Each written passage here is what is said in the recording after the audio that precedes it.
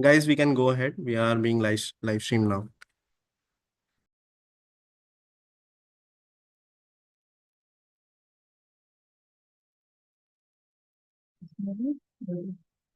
Good afternoon, everyone. So today we are here.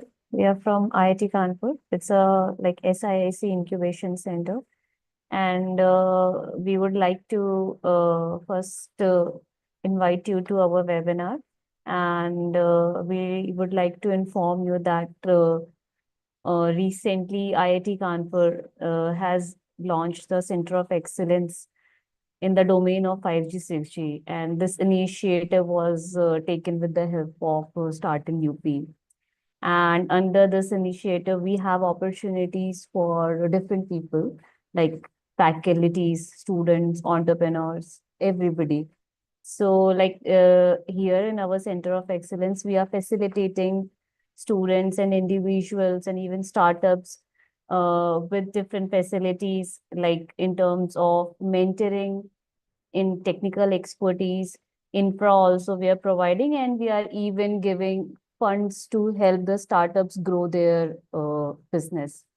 And when we are talking about the funds, so for early stage startup who are in the idea stage, we are going to help them by providing at least 4 lakhs per annum. And for the startups who are in their prototype stage, for them we'll be providing at least 6 lakhs per year.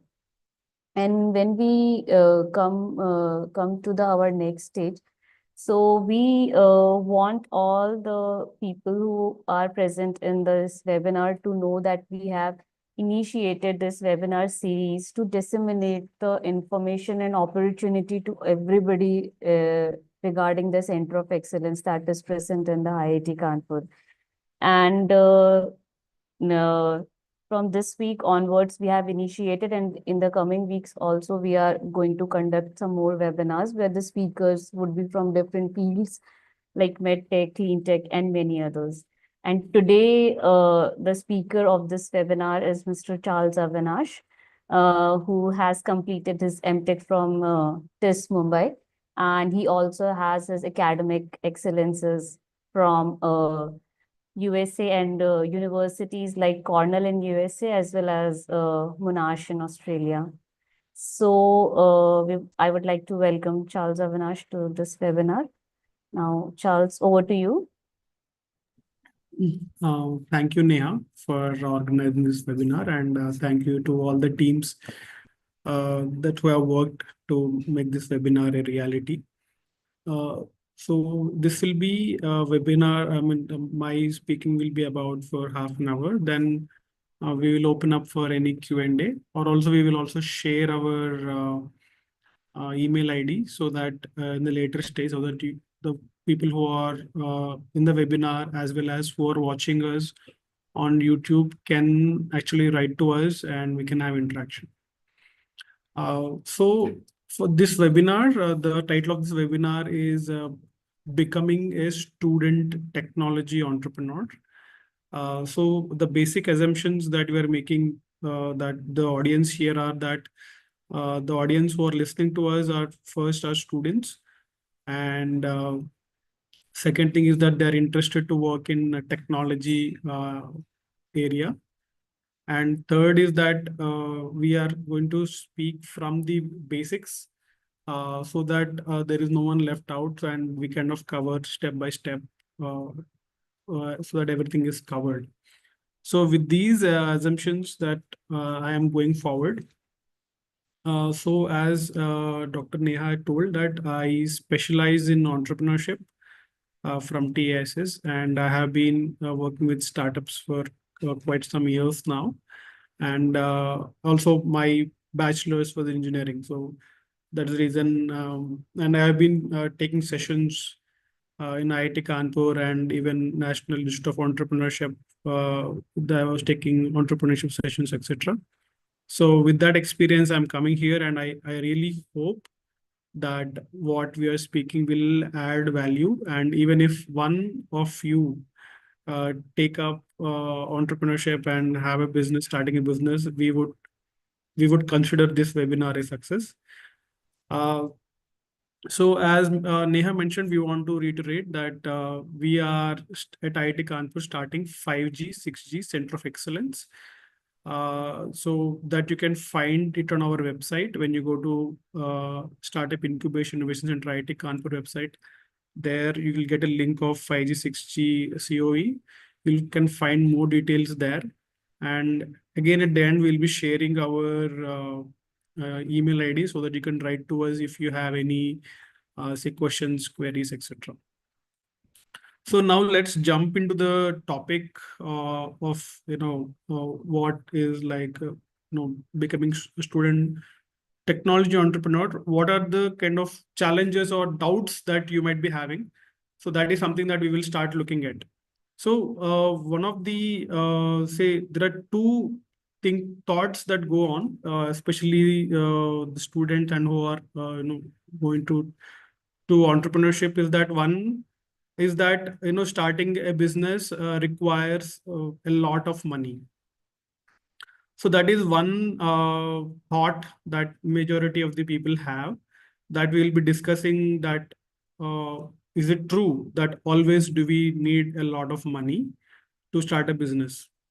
So that is one thing that we'll be discussing. And the second thing that we'll be discussing is that do we need to leave the job or leave our other career say pursuits completely to have a startup? Like some thoughts that we have to completely abandon our other careers to start a business. So these are the two things that I would like to kind of start looking into what are these about. And then we will start, as we go forward, looking into more entrepreneurship concepts and also some important information which might help you. So I would like to start with an anecdote. If we all know about Redbus, which was some years back, it became very, became a news. So it was started by Phanindra. So if you see Phanindra, he was a software engineer, and so when he started, he was working, as you know, he wanted to go to his home during the festival, and he could not find the bus ticket, and it felt, why not have a common platform where we can actually people can see where the bus tickets are available and they can book it. And when he was developing that particular product or that particular platform, he did not actually leave the job immediately. I mean, he started working and he started developing basic, say prototype kind of a thing. And the second thing was the initial investment. If you see that he had put, it's about 5 lakhs rupees. So which is, I mean, because since he was working, 5 lakh rupees was actually a decent amount. It is not like in crores of rupees and all. So with that decent amount, he had started. And now if you see, if you have seen the developments later, they sold Redbus to about 800 crores to IBBO Group. So from 5 lakhs to 800 crores is a big thing. But if you see, this particular short snippet tells us two things. One is that when say Phanindra of Redbus, the founder of Redbus, when he started, it's not like he completely left the job to do the pursuit, but he was doing parallelly for initially. Then once he felt that, okay, this Redbus is doing good and is giving him good returns, then he left the job and he came full time on this. So initially there is no need to actually leave the job. Even while doing the job, you can also parallelly work on your idea, because initially it takes time to kind of develop your idea, develop prototype and all. So you can do even in evenings, on weekends also, that can be done. The second thing is that the money required is not very big, but even with small amounts you can start. And now Government of India and other many, the ecosystem has developed so much that there are various avenues that you can actually get to finance your ideas, that I will be talking about as we proceed. So the second example I wanted to give is eBay. It's Pierre Omidyar. Like even his story goes on a similar lines that where even he started his particular company eBay as this side kind of side project when he was working as software engineer. Again, he started. Then when he saw that it is working well, that's when he left the job and came full time into the company. Not like when just because of the idea and he just left everything and came. So these are two good examples, I think, for us to learn that we can work on idea, we can develop some traction. Once we feel that this company, this idea is working out, then we can jump completely into it. And if not, also we can pivot because already our job is anyway there. So the two things which we looked at, that is that one thing to start a business, it requires a lot of money is not always true. Second thing is that we need to leave a job to start a business. It's not always true. We can actually plan in such a way that you can have a job. It's not it's not like you job or business. You can have and for some time. And once it's completely develops, then when it's full time, then you can switch to your startup completely. So, and also since we're talking about technology, this thing, so there is one very interesting anecdote that I wanted to share, which is kind of a major breakthrough in entire human civilization. That is in 1903, the first time like humanity was dreaming of flying, but in 1900, that's where we first started flying. So if you know the story, US was very much keen on making it happen. And of course, when they had to put money, they put on a very big scientist and millions of dollars were put. That is Langley, and he has a very big team working on it in Ohio, USA. And just few miles away from there, there were two people who were working in their garage. It so happened the Wright brothers, and the rest of the story, that what happened. Langley, I mean, even though they were doing so much, they could not succeed, even though the millions of dollars were spent, but Wright brothers were able to do it. So this story also tells that it's not just money, there is more to it. That maybe your passion, the kind of creativity you bring in, the innovativeness you bring in, the frugalness that you bring in.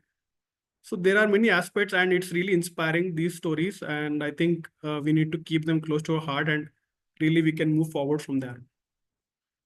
So now, I think so. Well, I think the two things that I want to establish, I think it's very clear now that one thing is that there is no need to have a lot of money to start a business. You can start with where you are currently with a minimum amount. Second thing is that you need not leave the job to have a startup. It can be and both job and your startup.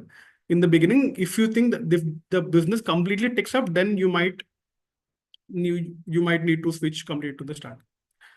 So now I would like you to go through the journey of the startup. So I will show the broad journey, how the startup goes, like what are the usual growth steps that are there.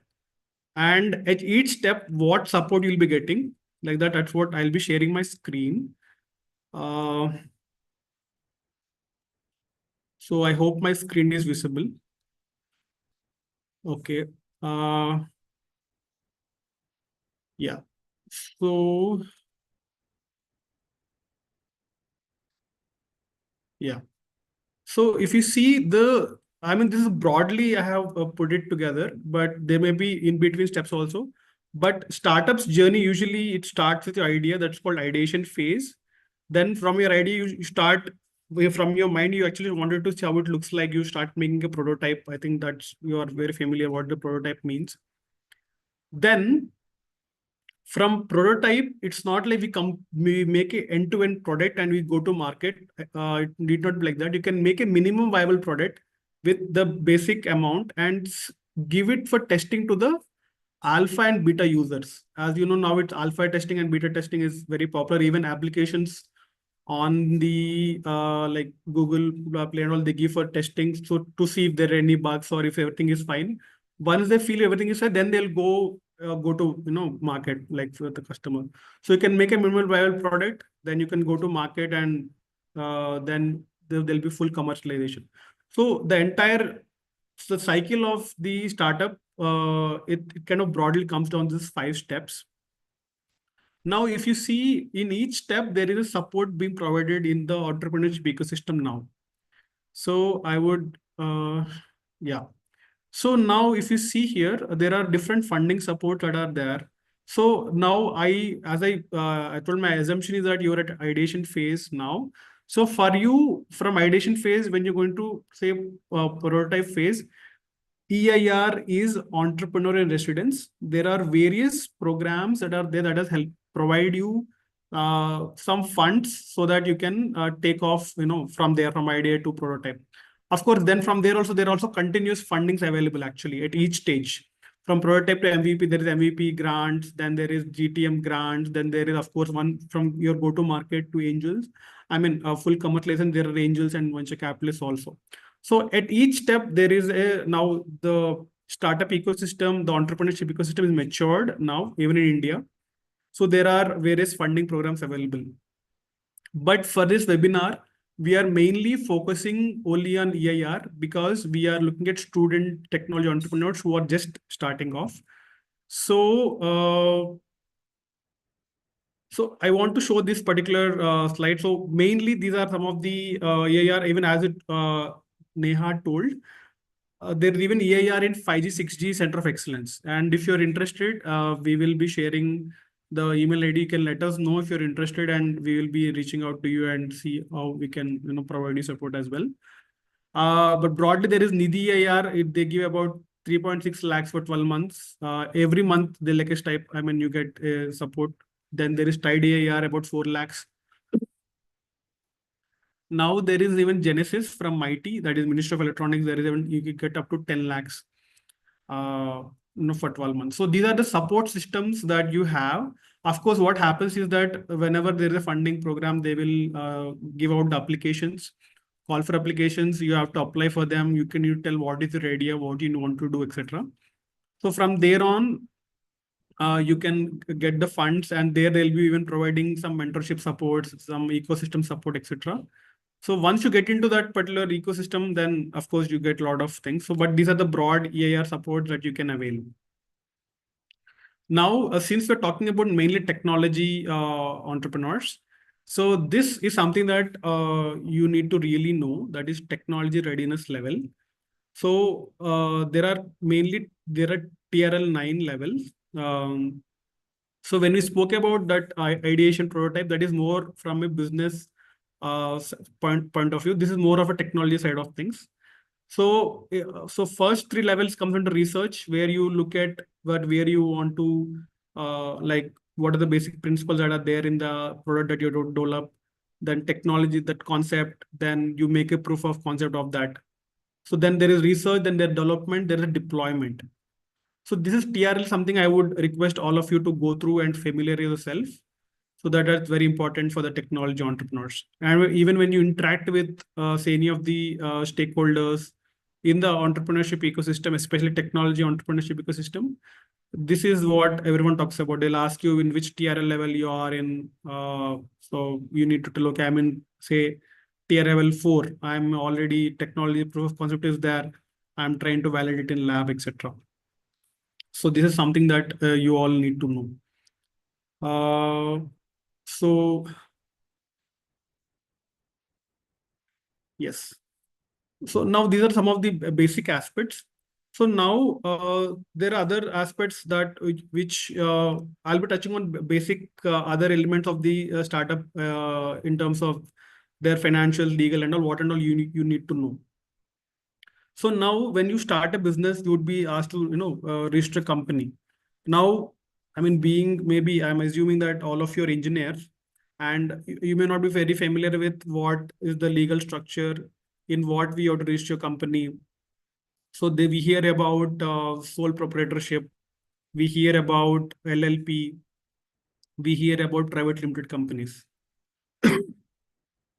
So I would like to touch upon just to give a brief concept of what is about this legal thing. It's not that you need to know in depth, but being a founder, being an entrepreneur, you are the head of the business, right? You are the founder and CEO of the company. So you need to know not only about technology, but also about different aspects of legal aspects and financial aspects. You may not be expert in that, but when you have finance people, legal people working for you, you should be able to understand at least what is going on. So coming to legal, so I just wanted to touch like, the different registrations. So what difference between, like, say, sole proprietorship or limited liability partnerships and private limited companies? So if when you say sole proprietorship, suppose you take a loan, for example, that will be in your name. And for example, I mean, I hope it will not happen, but if you're not able to repay the loan, suppose you took 10 lakhs from bank as a sole proprietor, if you're not able to repay, then you as a person are liable to pay that money back to the bank, not just the company. But if you register a company like LLP, limited liability company, then limited liability company is a separate entity itself, and that company is the one. If suppose even if the company for some reason not able to pay back, they won't come after your own personal assets, but they will be looking at how the company will be paying. So the liability is limited. It's like, it's kind of, as a person you are not affected by it, but the company as is a separate legal entity, it is there.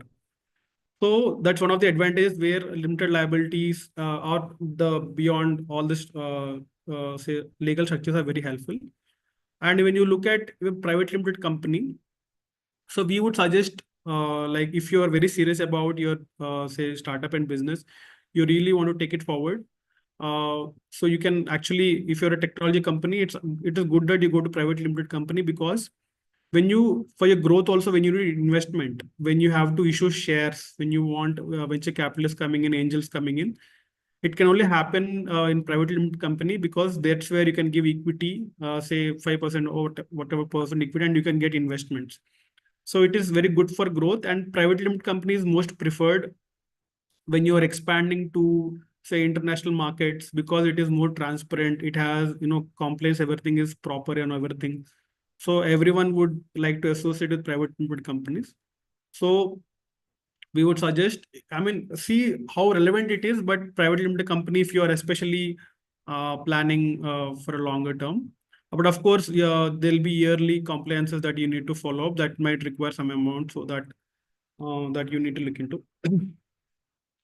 So now, if you see now how to get into how to register a private limited company, so where you have to go. So you can approach any CA like who can do it. And even the price is also very nominal, about 15,000 rupees or so. It will be required to register a private limited company, and it can be done in like just like in some like in few months it can be done. So this CA will help, and we can go ahead with that. So these are some of the legal aspects, but of course there are a lot more into it, but at least this basic understanding is very, very important. So now the next thing is financials. So financials, I mean, don't think that it is for, say the finance person in your company who look into it. You should know in your company what are your cash flows, because you should know how much is money is coming in and how much is going out. You need to be able to read the balance sheets, which has information about your assets and liabilities. So that is very, very important. So these basic things, how to read a profit loss statement, reading balance sheet, getting about cash flows. So these basic things that you can learn, it is very helpful. So these are some of the aspects that you can learn. All right. So now I want to take you through some of the, when you actually start a business, when you start actually developing an idea, working on your idea. Now we'll talk more about developing your business. So basically there are two say resources that I would really recommend to all of you. Maybe in this particular webinar, we may not be able to go in depth in each of things. Maybe we'll have future webinars to talk about those particular concepts. But one is one of the resource is its effectuation. It is by Saraswati. She's a professor in like one of the US universities, Darden. Of course, she's Indian. She's from India, and that is a very good book, which will actually guide you step by step, like when you're starting your own business, how, like, what are the aspects that you need to look into. So, effectuation is one thing, resource, and second, a resource which I would really recommend is Lean Startup by Eric Rice. So it's very good. The word even MVP that we talked about, minimum viable product, actually it kind of became popularized because of that particular resource called Lean Startup. So here I would just give a taste of to you about the effectuation, the important principles. There are about 5 principles, and I'll be telling you about the first principle. We'll talk about that first principle and second principle, and rest you can actually go and read the book, or online there are resources that you can look into. So I would actually like to have interactive sessions. I'm not used to talking so much, but yeah, I'm learning to talk continuously. So yeah, so this is the effectuation principles that you can actually look on the screen. But I will be talking about when you start anything, your say idea, like you might ask Charles, like how to get idea. Like there are many things that I want to do, but how should I, choose one idea and in which way direction I should go.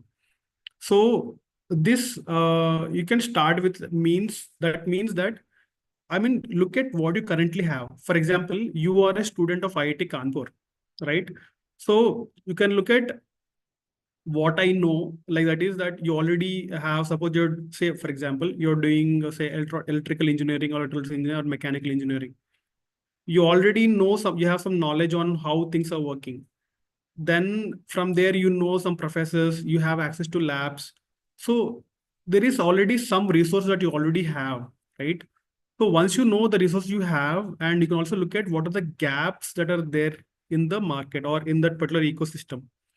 And once you match that, you see, okay, these are the gaps and these are the resources I have, these are my interests.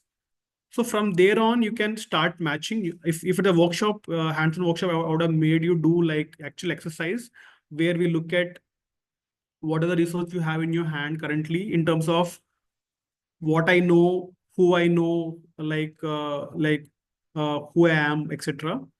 And there we start looking at what are the gaps in that particular area or domain that you're interested in, and we'll be matching and coming up with some ideas. So that's the way we go about it. Then the second principle, always make sure that whatever work you're doing, make sure, suppose if an idea requires say 1 lakh or 2 lakhs from your pocket, make sure ki if it's successful, it is good.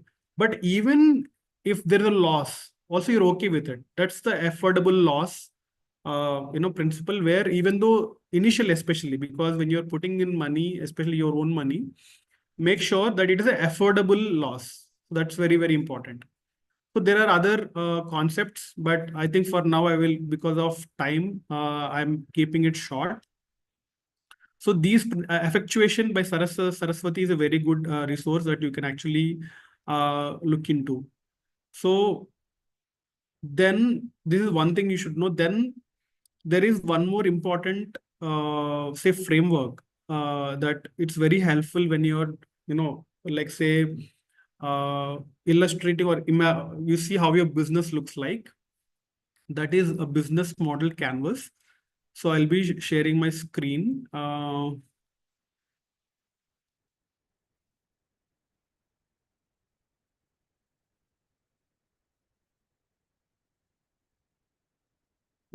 So business model canvas shows what are the different aspects of a business which are equally important. So we always start with the center, like what is the value proposition you're giving. So we will take the example of Phool, PHOOL. That is a IIT Kanpur incubated startup. They make flowers, they make agarbattis or incense sticks. Now we are, of course, they have diversified, but initially they were making incense sticks from the temple flowers, right? So their value proposition, they are saying that we are giving a incense sticks which are made from temple flower. That is the unique value proposition that they're giving. So then we can start from the right most, the customer segment. So their customer segment is actually, it's a premium segment. It's suppose a normal packet of say incense sticks you might get for 10, 20 rupees, 30 rupees, but they might put it at 100, but that's the customer segment they're targeting. So we should know our product, which segment we're targeting. So then if you look at channels, for example, they sell in say all the premium stores. For example, say if in IIT Kanpur, you go to like malls or even online, very nice packaging, very nice, even corporate gifting or all that they make in such a way.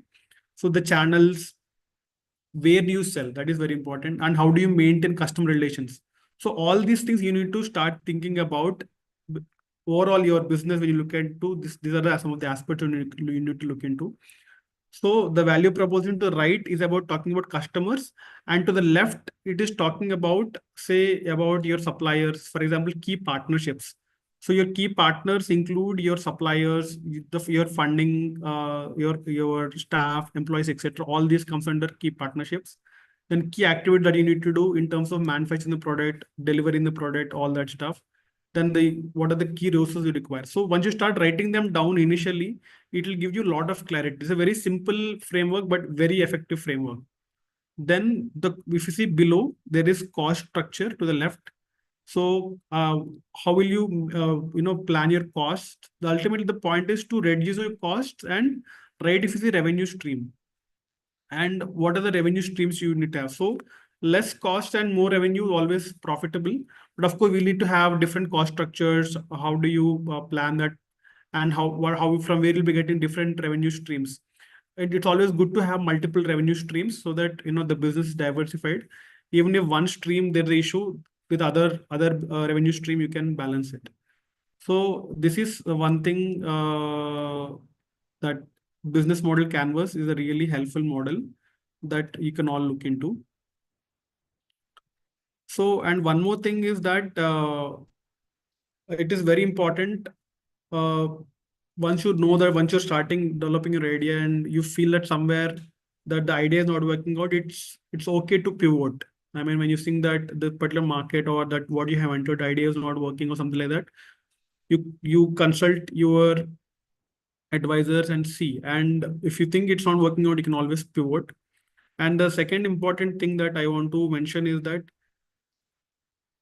the journey of the entrepreneurship need not be a very isolatory journey. It can be very social journey, because you can actually need to develop that ecosystem where you can develop good advisors, good mentors, people who will guide you, who will fund you, who will give you good connects. So make sure you see it as a ecosystem that you're building. The business that you're building is not just developing a product and just giving it to the customer, but you're developing entire ecosystem. There are two sides to it. One is the customer side of it. One is the company side of it. Even the company can have an entire ecosystem where you're getting different support, and it can be really enjoying, rewarding journey. So these are some of the points that I want to tell you all. And I would like to conclude, and I would like to tell few points about SISC IIT Kanpur. I'm going to share my screen.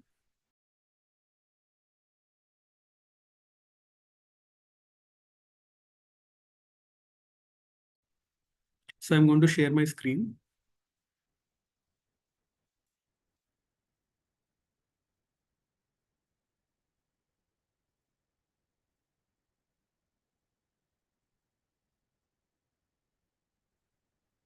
So IIT Kanpur Startup Incubation Center started way back in 2000. It's one of the prominent incubators in the country, and currently we incubated 415 startups. And for any startup, it's very important to have a physical space. So that's the reason IIT Kanpur provides almost 150 lakh square feet of space. And since our focus is technology, we support startup with their patents. So we have 60 plus patents. And because you can see funding raised is about 600 crore. And our startups, their annual turnover is 450 crores. So we strongly believe in women empowerment. So our startups, about 120 of them are women-led. And we have 4 center of excellences. That is medtech. We have drone, we have 5G, 6G, and we have AI. And of course, jobs, we have created more than 6,000 jobs. So these are some of the offerings that we provide at IIT Kanpur. Say access to the state-of-the-art IIT Kanpur facilities, like laboratories, etc., like one of the world-class facilities. Then there are government grants, access to global industry networks, IP mentorship, and even the startups. They can actually stay on campus. We even provide residential space, co-working spaces. We provide all that. So we even provide investment support for the matured startups. So these are some of the things that we provide at IIT Kanpur. So if you want more information, you can look into our website. You can just go to any of the search engines, Google or anything like that. And you can type startup incubations and IIT Kanpur. And once you go to the website, you can get all the information about us there. And now Neha will be sharing some of the important, like say contact detail, like our email ID, so that you can always reach out to us if you have anything. So Neha will be doing it last. And if any of you have any question, you can raise your hand right now so that we can discuss that question.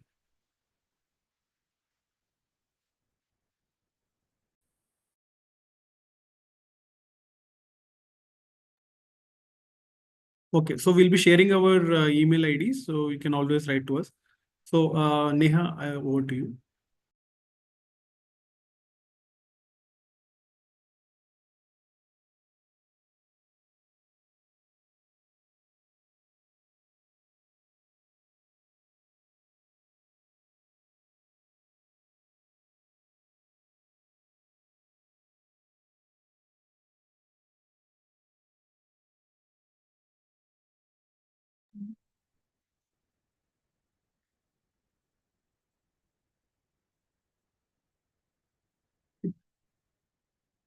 Mhm.